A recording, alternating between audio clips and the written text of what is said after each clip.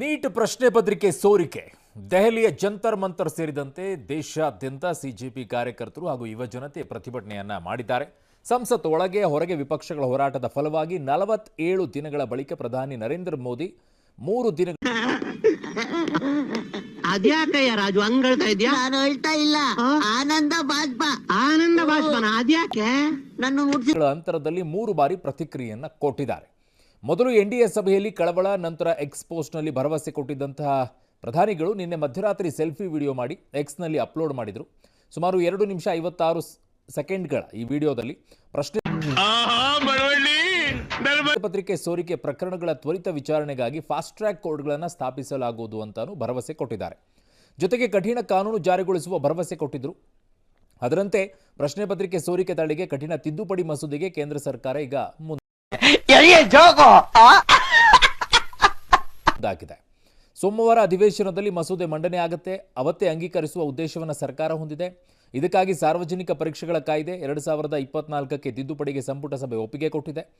ಇನ್ನು national testing ಏಜೆನ್ಸಿಗೆ ಸುಧಾರಣೆ ತರಲಾಗ್ತಾ ಇದೆ. 47 ಸಿಬ್ಬಂದಿಯನ್ನು ಹೊರಹಾಕಲಾಗಿದೆ. ಅಧಿಕಾರಿಗಳ ಮೇಲೆ ಕ್ರಿಮಿನಲ್ ಕೇಸ್ ಹಾಕುವ ಸಾಧ್ಯತೆ ಇದೆ.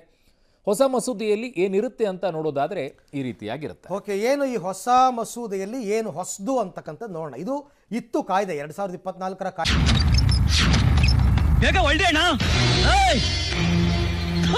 ಕಾಯ್ದೆ ಇತ್ತು. ಅದರಲ್ಲಿ ಏನಿತ್ತು, 5 ರಿಂದ 10 ವರ್ಷ ಜೈಲು ಅಂತ ಇತ್ತು. ಈಗ 10 ವರ್ಷನ ಮ್ಯಾಂಡೇಟರಿ ಮಾಡಿಬಿಟ್ಟಿದ್ದಾರೆ. 5 ರಿಂದ 10 ಅಲ್ಲ, 10 ವರ್ಷ ಫಿಕ್ಸು ಅಂತನ್ಬಿಟ್ಟು. ಇನ್ನು ಯಾರ್ಯಾರು ಈ ಲೀಕಾಸುರರಿದ್ರು, ಅದು You have to speak in English in my class.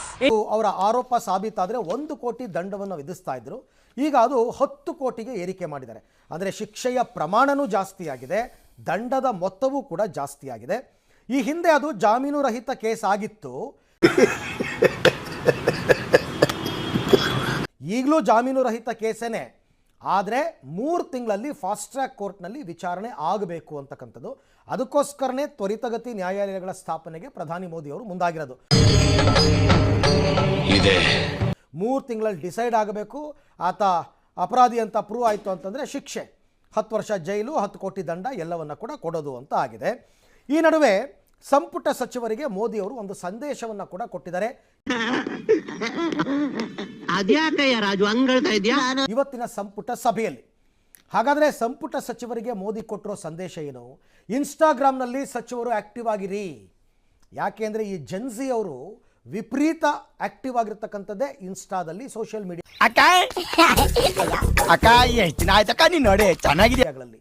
So ನೀವು ಅವರನ್ನು ಫಾಲೋ ಮಾಡಬೇಕು, ಅವರ ವಿಚಾರಗಳು ಗೊತ್ತಾಗಬೇಕು ಅಂದರೆ ನೀವು ಇನ್ಸ್ಟಾದಲ್ಲಿ ಸಚಿವರಾಗಿ ಆಕ್ಟಿವ್ ಆಗಿ, ಯುವ ಜನತೆಯ ಪ್ಲಾಟ್ಫಾರ್ಮ್ಗಳಲ್ಲಿ ನಿರತರಾಗಿ, ಸೋ ದಟ್ ಯುವ ಜನತೆಯ ಸಮಸ್ಯೆಗಳೇನು, ಅವರ ಅಹವಾಲುಗಳೇನು, ಅದನ್ನ ನಾವು ಬೇಗ ಅರಿಯೋದಕ್ಕೆ ನಮ್ಮ ಹುಡುಗ ಕಣ್ರಿ, ನನ್ನ ಅಣ್ಣಯಿಂದ ಬಾಸ್ ಒಂದ ಗುರು ಅಂತ ನೋಡ್ರಿ ಸಾಧ್ಯ ಆಗುತ್ತೆ ಅಂತ ಹೇಳಿದ್ದಾರೆ. ಸರ್ಕಾರದ ವಿರುದ್ಧದ ಡ್ಯಾಮೇಜ್ ಕಂಟ್ರೋಲ್ಗೆ ಮುಂದಾಗಿ, ಲೈಕ್ ಈಗ ರಾಹುಲ್ ಗಾಂಧಿ, ಪ್ರಿಯಾಂಕಾ ವಾದ್ರಾ ಇವರೆಲ್ಲ ಸರ್ಕಾರದ ಮೇಲೆ ಆರೋಪಗಳು ಮಾಡ್ತಾ ಇದ್ದಾರಲ್ಲ, ಅದು ಡ್ಯಾಮೇಜ್ ಆಗದ ಹಾಗೆ ನೀವು ಪ್ರತ್ಯುತ್ತರಗಳನ್ನ ಕೊಡ್ತಾ ಹೋಗಿ. ತುಂಬಾ ಥ್ಯಾಂಕ್ ಯು ಸೋ ಮಚ್. ಸಿಕ್ಕಾಪಟ್ಟೆ ಖುಷಿಯಾಗಿದೆ. ನನಗೆ ಏನು ಮಾತಾಡಬೇಕಂತ ಗೊತ್ತಾಗ್ತಾ ಇಲ್ಲ.